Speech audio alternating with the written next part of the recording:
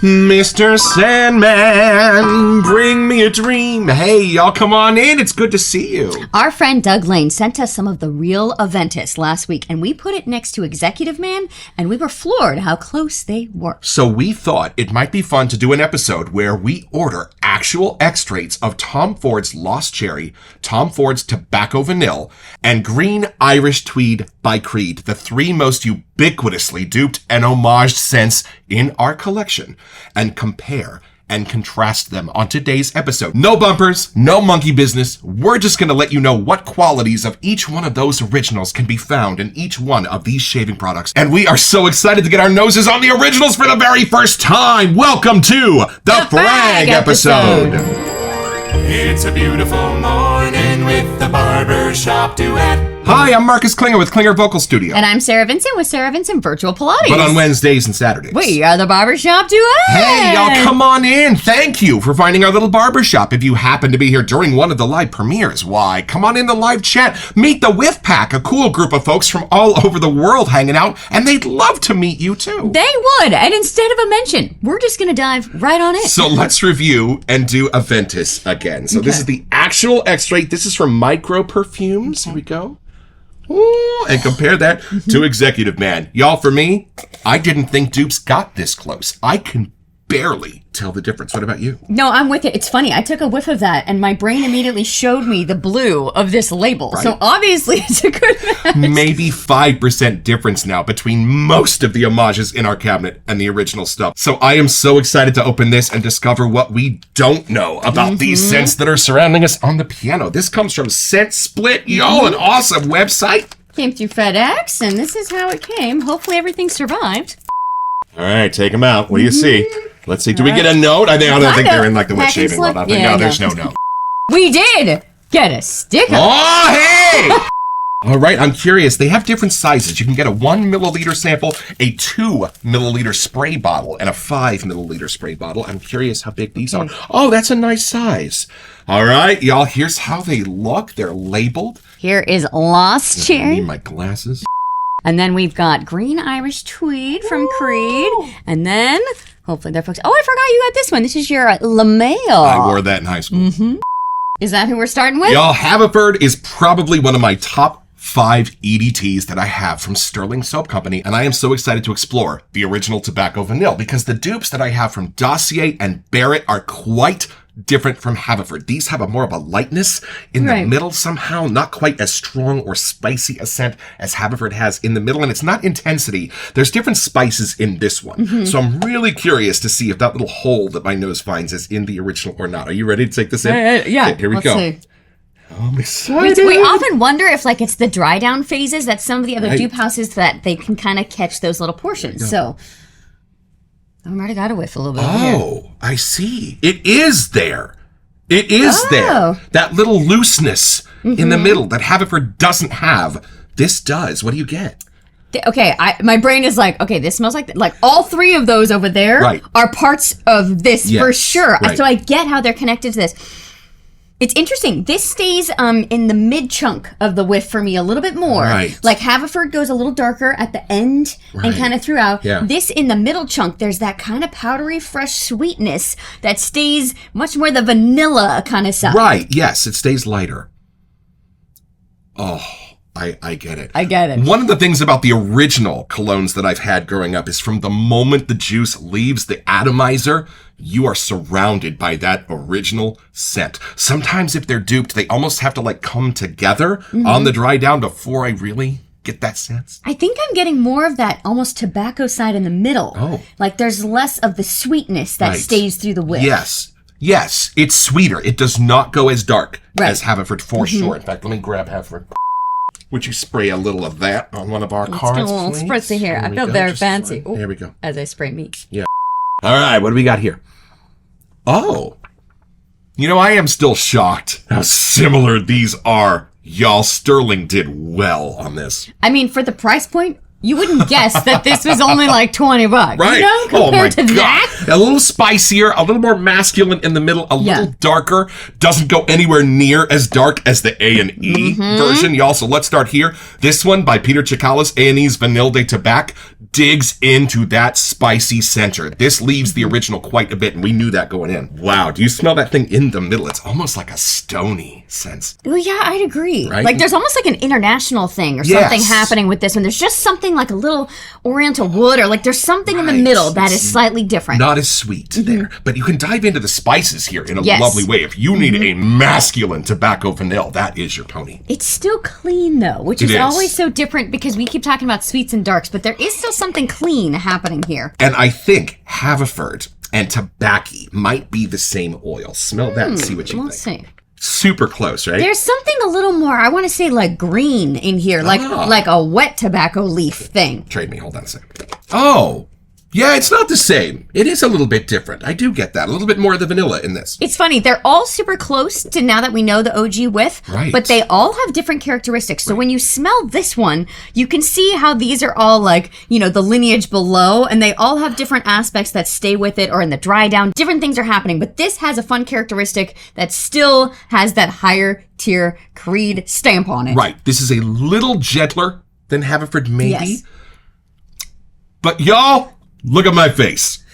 I am still a little bit more a fan of Haverford than the original. And I think that brings us glad tidings of great joy. I have a friend of mine, I sent him a bar of Sharp Dressed Man. He saved the box of the bar soap because he said it's better than the original Green Irish Tweed for him. So I think sometimes when these dupe houses make their own versions, they put their own little, dare I say, improvements on it, because there is something just magical and deep and spicy and mysterious about Haverford that this doesn't have. This takes tobacco and cleans it up. Haverford keeps its hands dirty. A little grungier, yeah. But I think we like that because for us, that was one of our first experiences with it. Right. So it does have that nostalgia where this is still a new scent. So sometimes it really is that personal side. Right. And if you like the homage better, it might be better. If you think of painting with scents, you say this sometimes with music, like someone will do a different cover of a song and they might tweak it and do it different, and you might enjoy that more than the original. Right. That's kind of what's happening with the scents here, I think. Right. Now, I think the Dossier one gets amazingly close, but let's do a little comparison here and find out. So this is Dossier's powdery tobacco. Oh, okay. This is the original. Yep. Okay. Oh, just a tiny bit more floral in that. Yes. A tiny bit of sweetness in that that's not in this. But I say about 95% the same, y'all. It's funny, because when I first smelled the Dossier one, I was thinking this was much more powdery. Right. But now next to the real, thing, it's not as powdery as I thought. Would you be able to tell them apart? Let's find out. Here, mix them up. Mix them up. Okay, hold on. Okay, we're going to start with... And I have Haverford on my hand. Yeah. That's okay, funny. here we go. So, here we go. This is the first one. Is this the real one or not the real one? Okay. And here is the other one. Is this the real one or not the real one? This is the real one. Ah! How did you know? How did you know? The other one now has like a little green different note in the middle than I was expecting. It does. And y'all, let's have a grown-up conversation. From the beginning, I was not a giant fan of the Barrett homage of this. You're going to get my Barrett homages when you pry them from my cold dead hand, but there are a couple of exceptions, and this, I think, is one of them. I didn't really get a sense of it. Angelo kind of nailed it for me. He said there's a bit of a metallic something in the middle that I might not be liking. So let's do this comparison, right? Okay. Oh, right. This has more of almost like a dry hay note in the middle. Do you Yeah, that's feel a that? good way to put it. It's a much more outdoorsy version. Does that make sense? Not as palatable to my nose because I feel like it pulls against what Tobacco Vanille was trying to do and go deep and spicy. Yeah, that's the least sweet to me. Right. Which I think that's what gravitated us to this one originally, was just the sweeter side, the kind of that gourmandy effect. Right. And I'm kind of assuming, put it in the comments if you know, Gorguts I'm sure knows, I'm assuming the bigger dupe houses, Dossier, Dua, craft their own homages. They don't just buy them out of a catalog. Right. Yes? And that way they're not the same. If you get an oak chop version of this, it's different than a Dua version of this, right? Yeah, there's just something in this that gets close. But you know when you hear somebody doing an impression and they're not quite doing it right and your ear isn't quite sure how, It's close, but it knows the difference. This yeah. doesn't quite do it. But, hold on. Haverford, that's like your Rich Little. That's pretty amazing how close that got. Let's review. Haverford gets the closest, I think, for me, but this has an even better dark, spicier center, to Backy, a little bit sweeter, very close to Haverford, but in its own way. And what do you think of that one? This one, I think there's just something added to the scent. Right. So I don't know if it's a woody thing. I don't know what the little Peter thumbprint is, but there's something added to this that just makes it a little different characteristic. And now, this is the moment I've been waiting for, because you're going to watch Marcus smell green Irish Tweed. All right, y'all. Green Irish Tweed by Creed is the most ubiquitously duped and homaged scent in our cabinet, and one of my favorites in the entire fragrance world. And I've never smelled the original. But I'm kind of shocked at how different a lot of our homages are, and I think I have a working theory. I think when this is wet, it has a very, very green, almost bitter, rose stemmy scent to it that then dries down on the other side to an almost opposite sense of a clean laundry musk and almost a spearmint note hiding in there. And it seems to me that each one of these homages that we have picks somewhere on that journey between wet and totally dry, and that's the moment they homage. But here's why it makes it interesting. Sterling, I think, my theory, uses that clean laundry spearmint side, but when it's wet, it doesn't smell greeny at all. It smells like a wet version of that laundry spearminty side. So I am so curious to see if I'm right. If this starts closer to the Barrett homage, which just stays so green, it's not even my favorite. It's funny, I don't mean to take aim at Barrett. These are literally the only two Barretts that are not my favorites. We have, I think, almost 40, and the rest of them are amazing. But this is the moment where we're going to find out if I'm right. If there is that green wet smell that dries down to the clean laundry smell. Let's see what Creed we get here. here. The real green Irish Tweed. All right. Okay. Here we go. Our piano's going to smell real good after this. Where's the green at? I'm right so far. Okay. Hey, smell it wet. That's that green rose stem, beautiful verbena scent. And you can smell the wetness to it. Are you getting it? Yes, I get it. There is a more perfumer's grade version of what's happening with those greens, because normally it's almost like at the end there's something that goes a little scritchy sometimes. This, it doesn't go there. No. It really approaches that like full green scent. And I am so getting the balance and the movement in the original. My brain is showing me a kaleidoscope. There's something sweeter in here too than I don't think hits in the other parts. Yes. Where it goes green, like almost like a vegetable green. Right. This doesn't. It goes, I don't know if that's a floral thing that's jumping in to rescue it. There's something in the middle that's making it much more of that sweeter side. And it's funny. My nose just told me it is trusting your nose to dive down into this balance and like what it finds. I don't know why. It's almost like this is the 4K version of the scent. Does that make sense? Like that just the other colors are there. Yes. These all get super, super close. But there's something of just that next tier of the scent I can tell here. And now, before this gets much drier, let's test my hypothesis that the Barrett homage is based on the wet smell. Take that in, see what you get. Oh, that's way different. It's very different. I still get green. I still get stuff around it, but that has more of a vetiver-ish kind of green. A little darker, drier green. It's a much different character. And now, the one that I have heard and I suspect gets closest. This is Tweed by Phoenix Artisan Accoutrements. Let's see if this has that wet smell as well. Yeah, that I get a little bit more. Not as much as the original, because I think this is focused on that spearminty clean laundry musk side that I love so much. It's funny, I think this color of the actual juice is more what my brain gets, is a lighter green. Right. This one still has multiple colors of green, a little more prominent, almost like that sterling kind of color. It's more vibrant. But this still has some of that wet smell in it and dries all the way down to what I love best. Now, let's see if this dries down to that. You hold on to this. I'm just going to dry this in the wind. A few moments later. I think Tweed for me is a little bit more of a morning start the day version. 100%. That's more of an all day kind of morning to midday to night kind of spiel. Okay, smell it drier. Okay. See, and that's just kind of like you have a secret on your shoulder. Right. They're blended so well, it's hard to pull it apart now. It's a little bit more tart. It's a tiny bit more sour. It's a little bit less sweet than most of the homages we have. It's funny, with these side by side, Tweed almost has, it's not melon, but I almost get something like a natural fruit that's creating the sweetness. Something in the middle. Like that one just goes a little drier. This one says a little more on that vibrant, bouncy kind of side. This one has more of a landing pad. When my nose gets to the middle of Tweed, it relaxes. It falls into a pile of warm blankets. This, I'm still left a little bit on edge, trying to figure out what that scrunchy note is in the very middle of this. Is it a citrus? Is it a flower? Is it a clover? I think it's a different way of using the green. Like, it's more of an herb. There's like a dried version and then the real live version. Right. There's different layers in that chunk happening.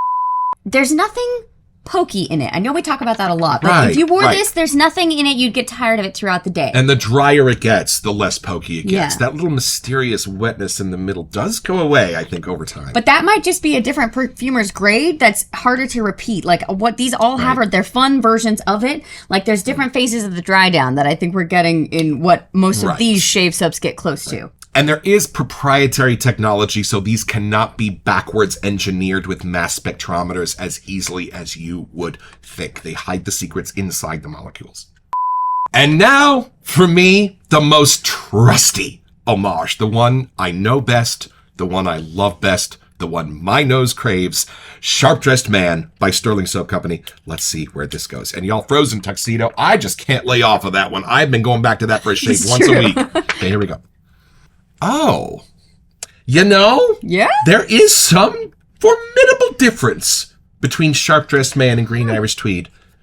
But I think I like what they've done in Sharp Dressed Man. Have you had this one the longest? Yes. Sharp Dressed Man too? 100%. So maybe there's something to that too. I don't know. It's just a commonality so far. Like, it's funny. Like, that's what we've gotten to know the longest and spend the most time with. My niece prefers chicken nuggets to filet mignon just because that's what her nose knows most.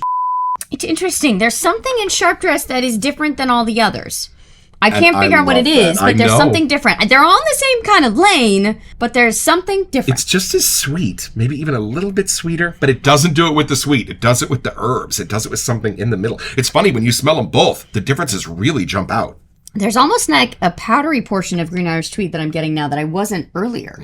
And so let's start here. This is Ascot and Tweed, meant to be an actual homage, not a complete dupe or reproduction. This is from Peter Chikalis at A&E. Oh, I get better now what that's bringing out and adding some woodiness to it. Do you get that? What do you get that he's adding? To me, it's a lighter wood. I don't know what it is, but it's definitely, it's not a powder, but it's almost replacing what a powder would do. Almost a cypress or a light oak in there somewhere. Yeah, something like that. But to me, it adds like that woolly tweed texture. Like, that's what my brain sees. Ah, woolly! Yeah! That's the scent I like. That's the dry down. Woolly. I mean, it does say, tweed and Green Irish Tweed. Like, that's that texture I'm getting. All right, let's smell Shannon's. This is Emerald Isle. Oh, that's lovely, too. A little bit sweeter. Kind of a charming version of it. I almost see like a lawn gnome version of Green Irish Tweed. Not sure why. It's a little more gentle. Yeah. Like, all the corners are rounded down. Formula T, Gaelic Tweed. What do you get on this one?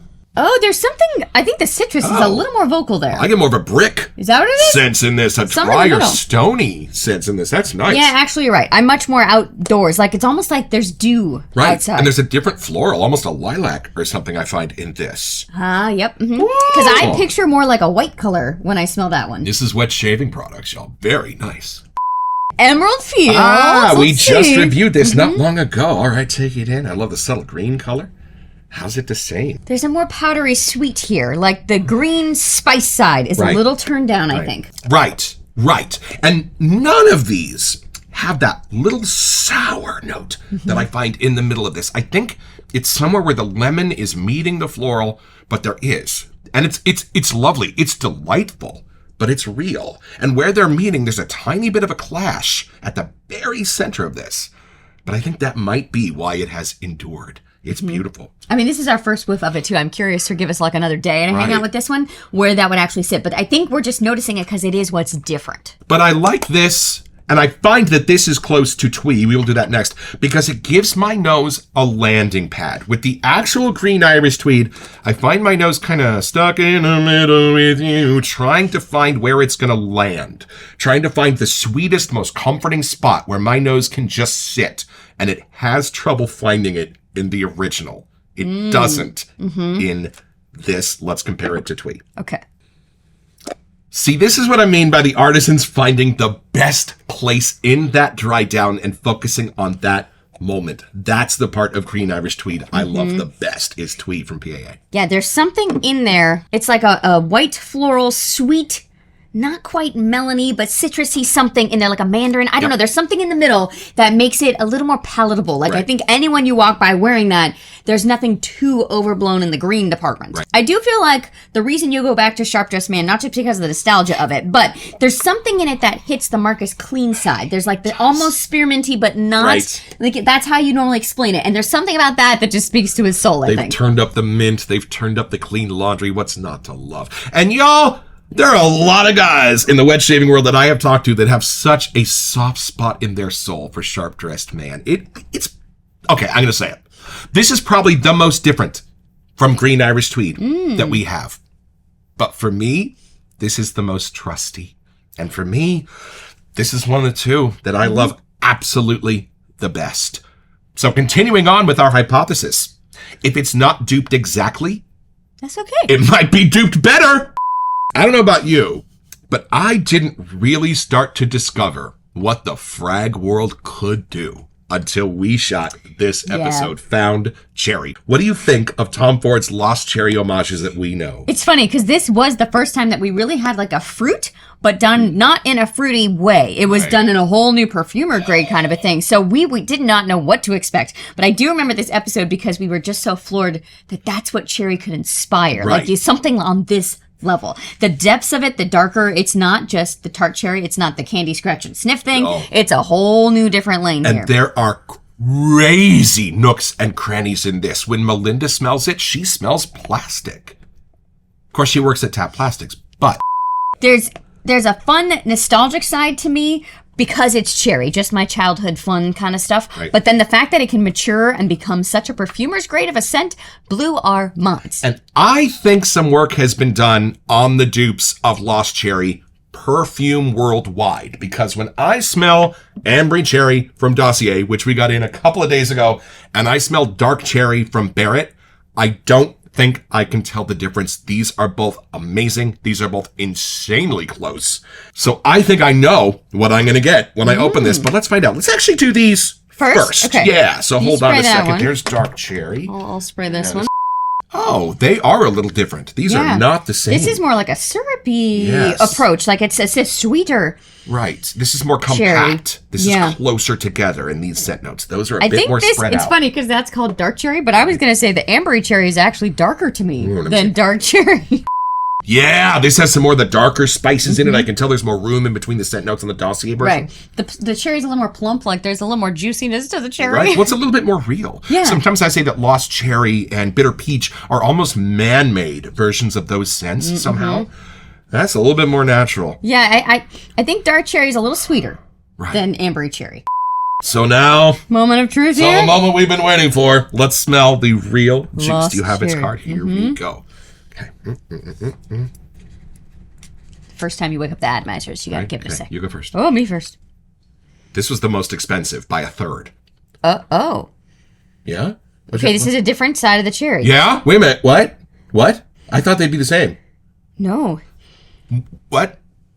See what you think, but I almost get like a cherry liqueur kind of a thing. Not candied. Oh, you're right. There's That's different. It's a matured cherry.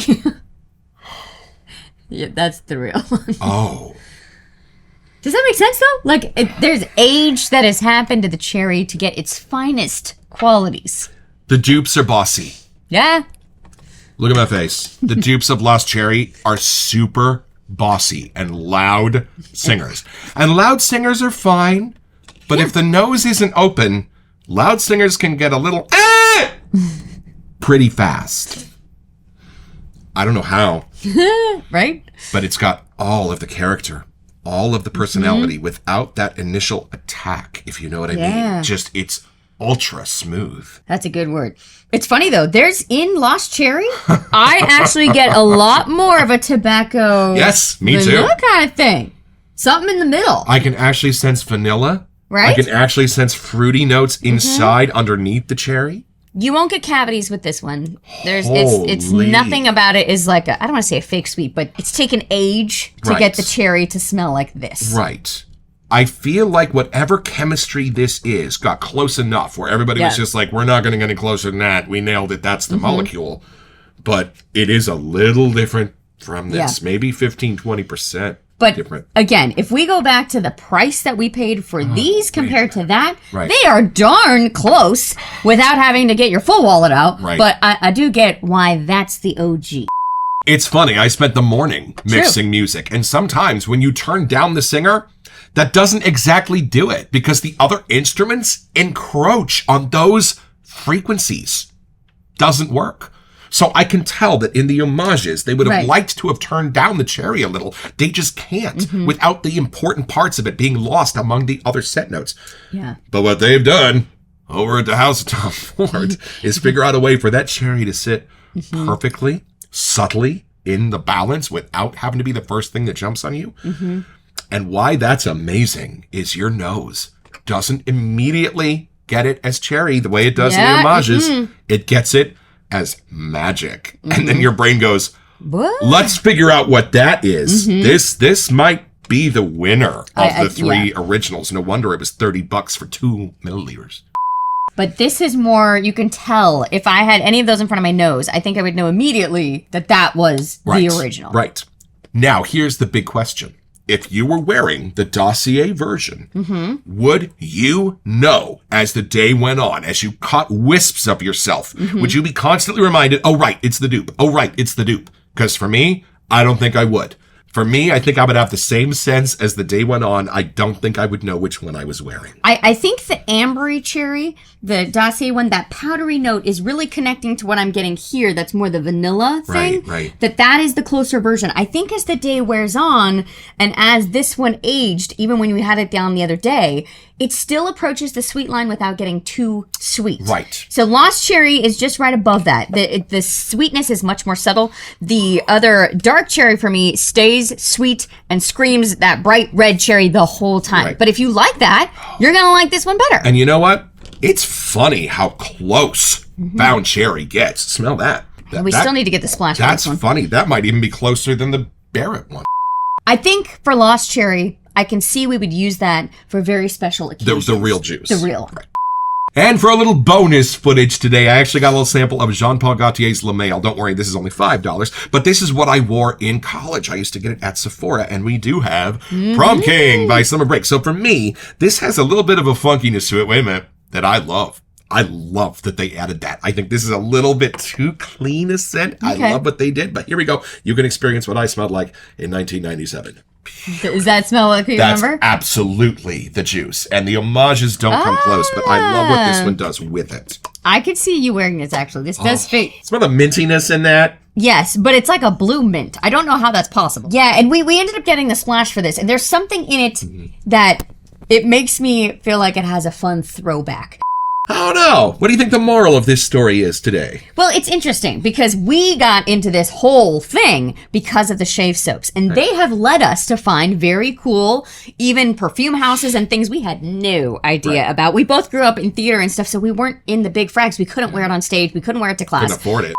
So now I think we can start to appreciate what the artisans are able to do with the price point that they're in, with the different audience that they're working, how it works in a soap base. To get it as close as they are is super impressive. I think we both enjoy the dossier, the duas, the other homages that Barrett has, to get to know what part of the scents we actually enjoy, enough to know if it's worth getting some of the real juice. We didn't get into this world because of the frag lane. That's just a whole different part of our soap journey. But I think it's nice to know where they started and how they all turned into this. Right. And I think for me, the great lesson is there are some of these I like better than the originals, which means that some of these artists dove into those originals and went, you know, I think I can make that better. And for me, they did. So I used to feel a little weird in the 90s about putting on a dupe and going out and being like, oh yeah, it's Calvin Klein's obsession, when it wasn't. But not anymore. I think those days are behind us. I think there's a little bit of cachet in using an actual Tom Ford on the day you get married. But other than that, I think the same rules apply to the frag world that apply to the shaving world. Your shave, your way. I can guarantee there are some of these you are going to like better than the originals. I love that, and I think it should be that way. Don't forget your next appointment with the Barbershop Duet. You will smell better just watching this.